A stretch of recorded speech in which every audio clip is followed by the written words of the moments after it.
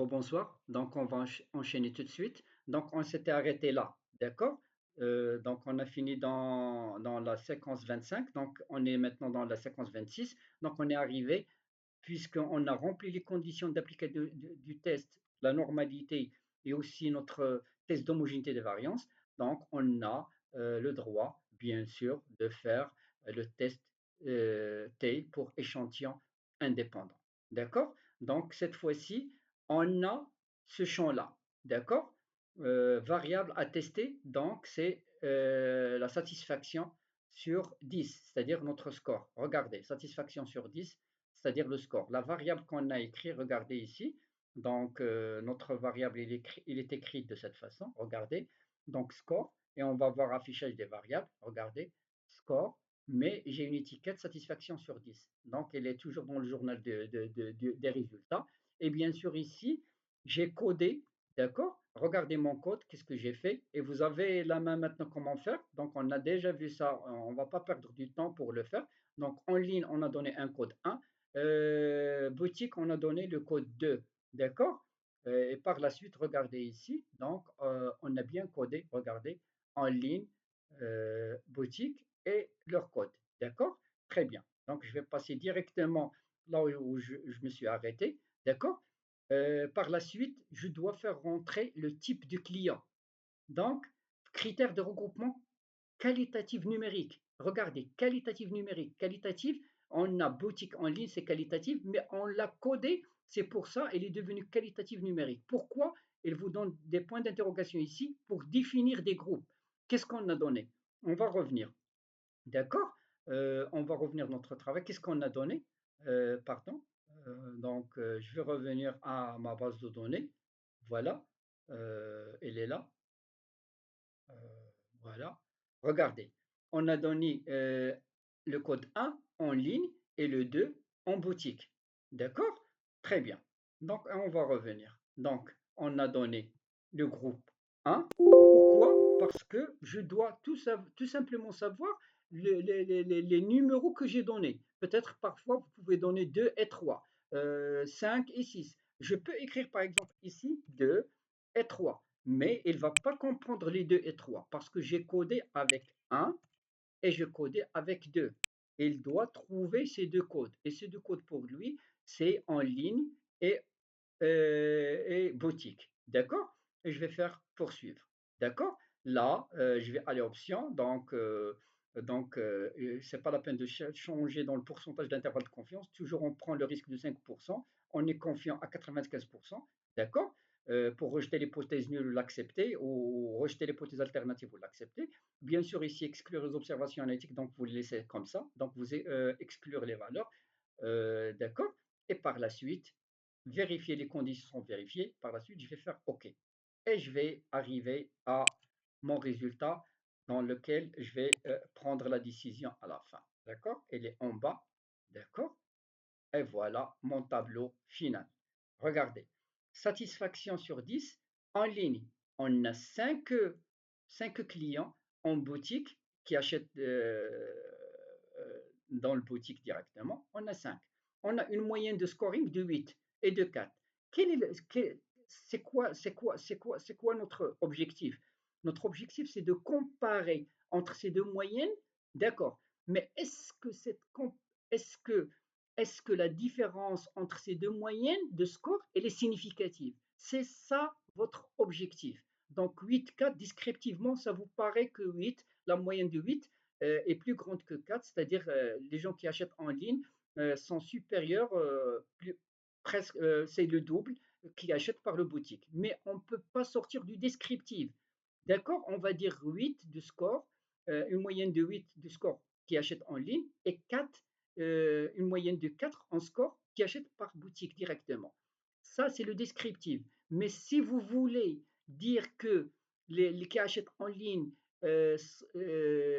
ayant un score plus d'une manière significative par rapport qui achètent en boutique directement, ça, il vous faut un test statistique. Et d'ailleurs, c'est ça notre objectif. Donc, c'est un tableau statistique de groupe qui est descriptif. Bien sûr, il vous donne l'écart type, la dispersion, d'accord, et son erreur standard. moyenne, et vous avez déjà compris, l'erreur standard, c'est l'exactitude de la moyenne d'un échantillon si on répète dans un autre échantillon dans la même population. D'accord? C'est la précision. On a dit l'autre fois, c'est l'erreur standard lorsqu'elle est envers zéro. Ça veut dire qu'on a un échantillon de la moyenne de l'échantillon est égale à la moyenne de notre population. Donc, il faut revoir les dernières séquences parce que j'ai consacré assez du temps pour ça.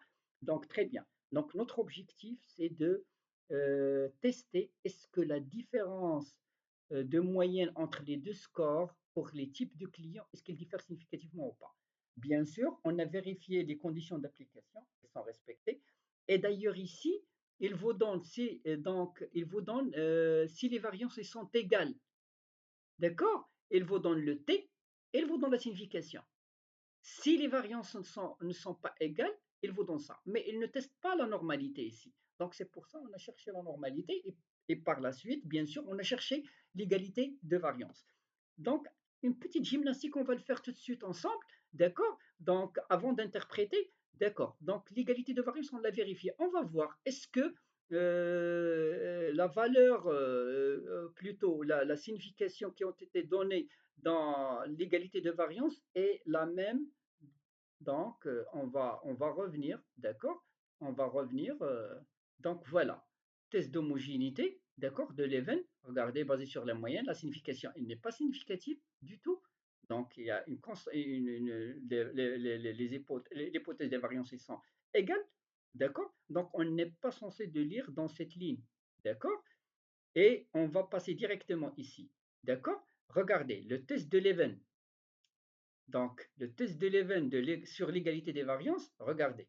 Donc, il nous donne un f qui est de cette valeur. Si vous voulez la voir, vous pouvez double-cliquer, voir. Donc, si on augmente, on peut avoir une valeur.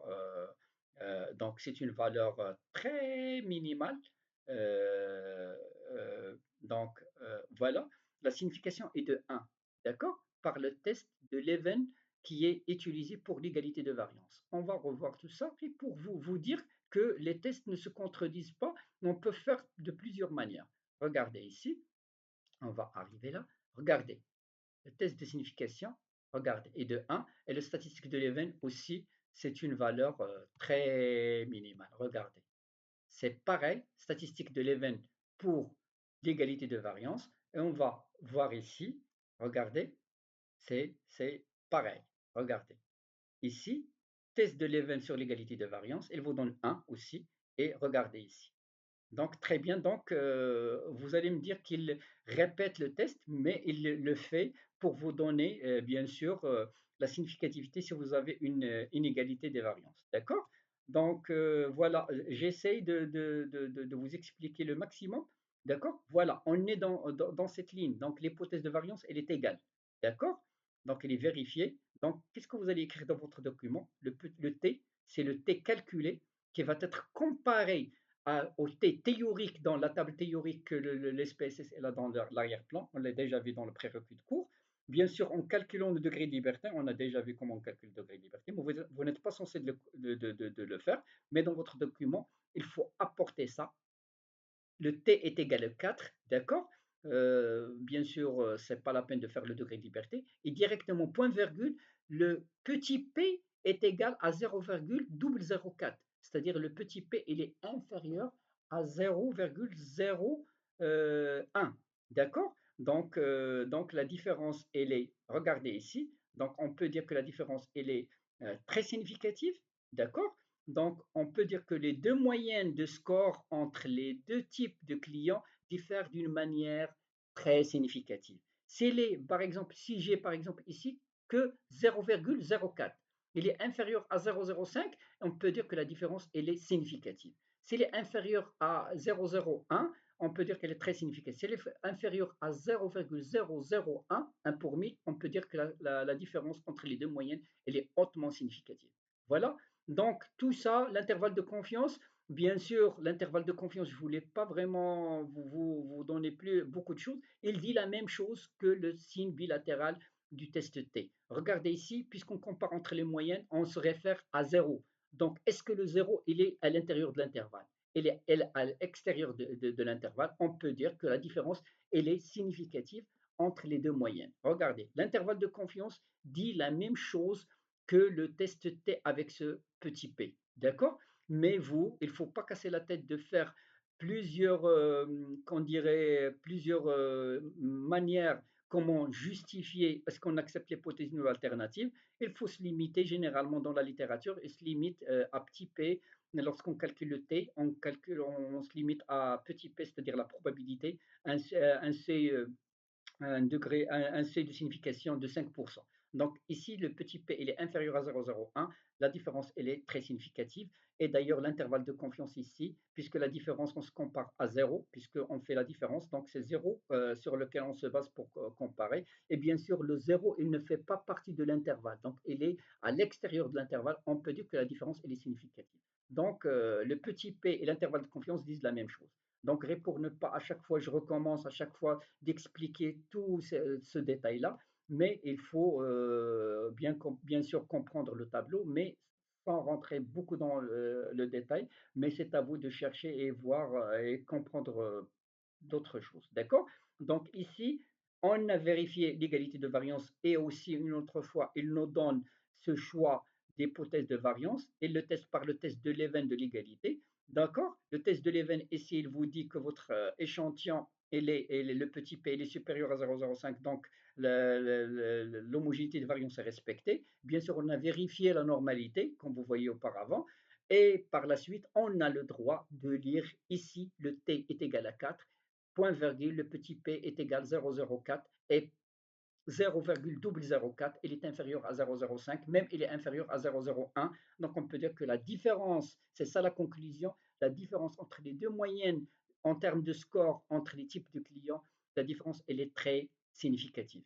D'accord? J'espère que j'étais clair. À chaque fois, je recommence, mais l'essentiel, c'est ça le plus important lorsque vous passez à ce qu'on appelle la comparaison des moyennes. Donc, on compare les moyennes. Donc, condition, on a un échantillon de n, il est inférieur à 30. Donc, le test T, il est approprié, il est fort, il est robuste. Et cette décision basée sur, bien sûr, sur des conditions d'application du test qui sont respectées. Par la suite, je sais très bien là où lire. Donc, l'hypothèse de variance inégale, là, vous pouvez lire là. Mais puisqu'on est ici, et d'ailleurs, on a confirmé auparavant dans la partie explorée la variance et la normalité. Et on a vu qu'il a, encore une fois, il nous a donné l'hypothèse de variance. On a comparé, on a trouvé que c'est la même chose. Donc, voilà, on doit lire ici. D'accord? J'espère que j'étais clair dans cette partie. Donc, voilà. Je voulais vraiment enchaîner sur d'autres choses. Il me reste, voilà, une minute. Donc, je vais enchaîner sur une nouvelle séquence, comme ça, pour prendre du temps pour passer un test complet dans chaque séquence. Voilà, à très bientôt. Euh, merci.